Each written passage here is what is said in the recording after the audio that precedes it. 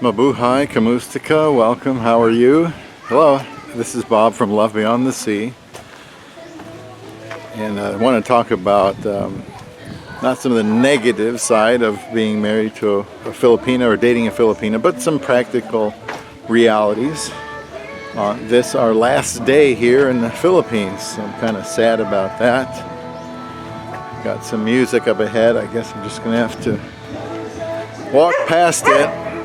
Kind of hard to avoid music and barking dogs. I will leave that dog alone.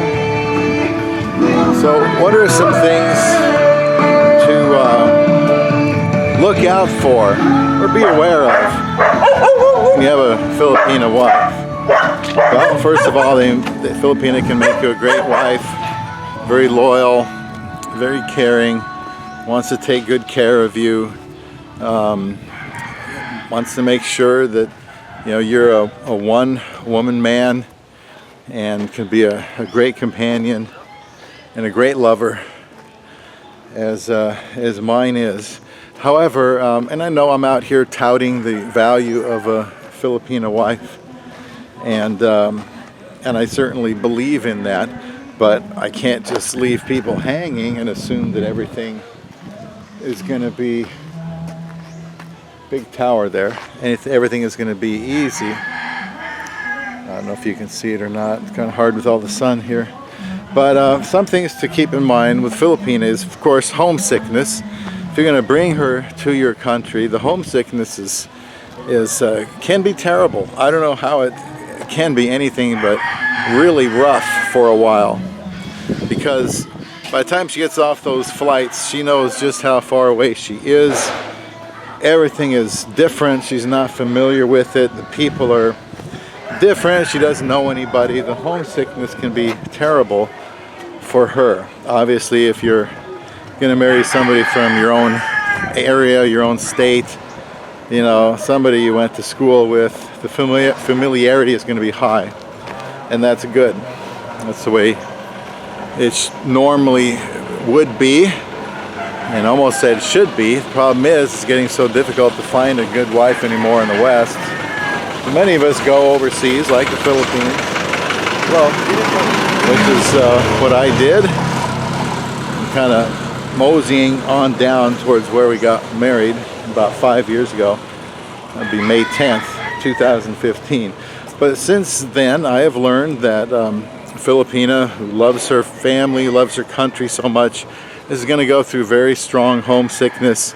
And we might think, well, if she's coming to the West, America for example, where I'm from, she'll appreciate it so much, she'll forget about the Philippines and she'll appreciate everything she has in abundance.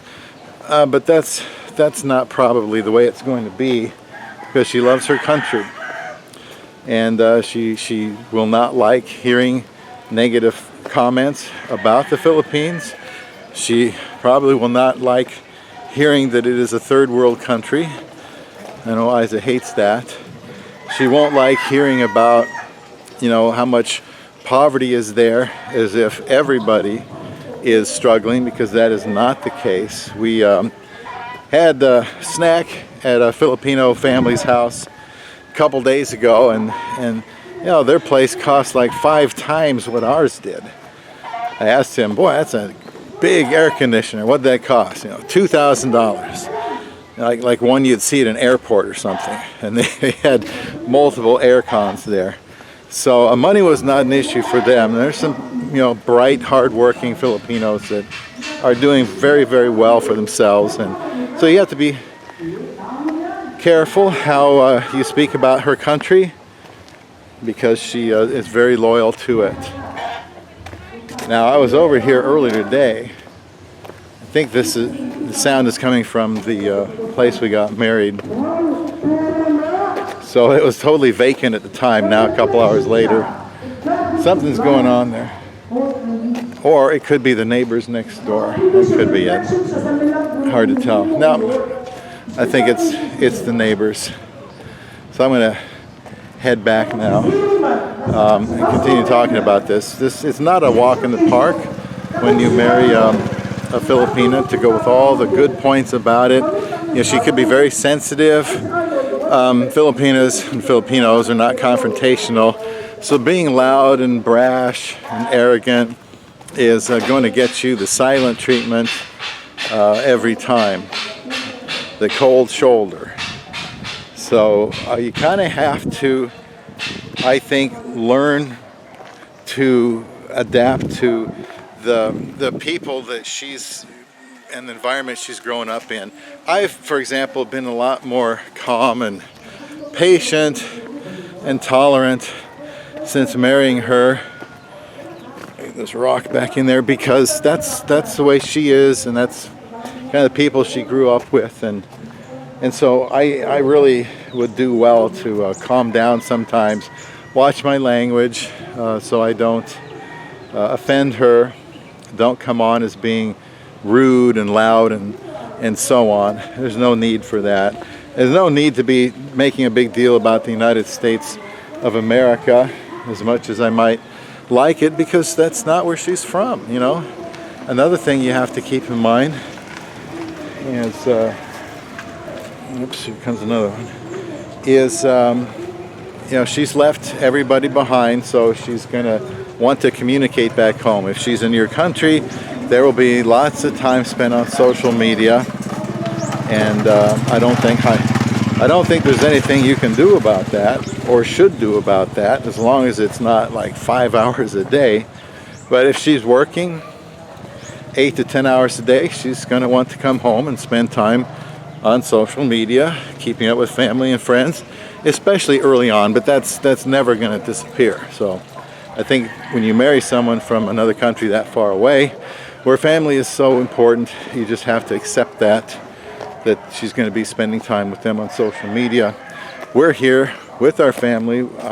I spent considerable time together with them, and my wife is not always paying attention to me or speaking English, because if the others aren't as comfortable speaking English, they're going to speak in their language, and I'm just not going to be able to. So that's just another thing. You can't marry a Filipina and then monopolize her time, because if she's here in the Philippines, she's going to want to spend time with her family. That's something else I just have to accept, since I married a woman from the Philippines. All of the good that she brings in my life, it outweighs any of these potential things to look out for. So as far as working, she probably will want to work. Maybe you feel like I'll just get her here, immigrate her, and she'll never look back. And, hi there. How are you? I'm fine. Good. Well, where am I? Huh? Oh, I live nearby, just going for a walk. Going by. I've just been out for a walk. Just a nice stroll. See ya. No, I am not aware of what he was asking me. I'm just out here doing a video for Love Beyond the Sea YouTube channel. So she's going to want to work in all likelihood, because her family wants her to support them, and if you've been in the Philippines for any length of time, you can understand why. And that's part of it. So she's going to probably work, because even if you could afford her not working, what is she going to do at home? She's going to want to work anyway. Even if you had Donald Trump money, she'd probably still insist on working. Why? Because she doesn't want to rely on your money to help her family. She feels that that's her responsibility. Hello. Hi there. She feels that's up to her to do, and she would not feel good about not doing that. In fact, she might even feel that it's a shameful thing for her to be in your country and not be able to work and provide for her parents.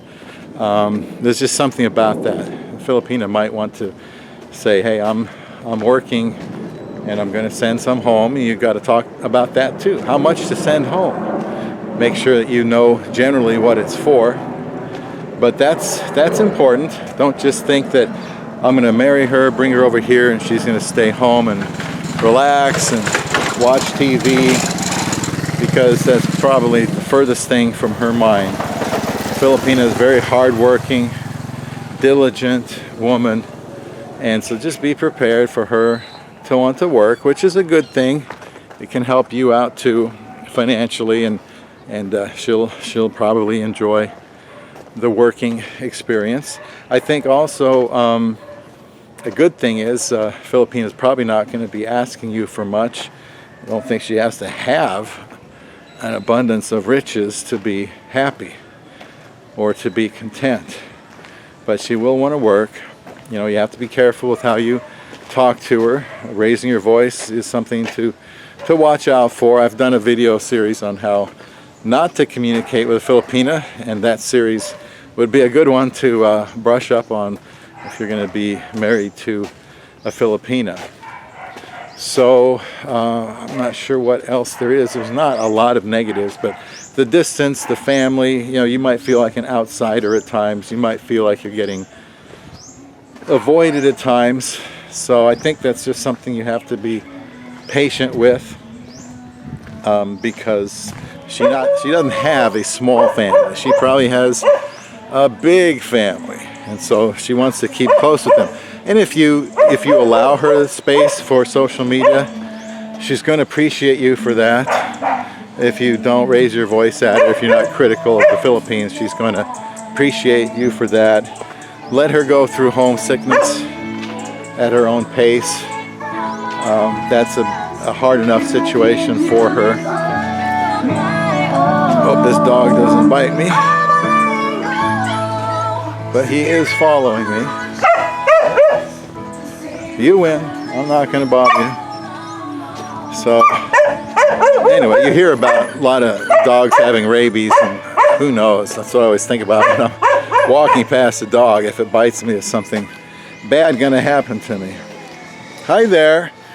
How are you kids? A couple little angels here. We've had several angels here we've been living with for the last 3 weeks. Very delightful children, friendly people. So I don't know. I don't think there's that many negatives or things to watch out for marrying to a Filipina. If you can think of some, you've been married to a Filipina, go ahead and drop those in the comments, and we can talk about that when we get back. I'm not sure exactly when I'm going to put this up, but just the point here in this little walking tour before we head back home is that marriage to a Filipina is not a walk in the park. They're not wind-up dolls where you just wind them up and then they're just great wives. A lot of it is how you treat them and how you respect their country and their families, and that will take care of a lot of potential difficulties that you could face when you find love beyond the sea.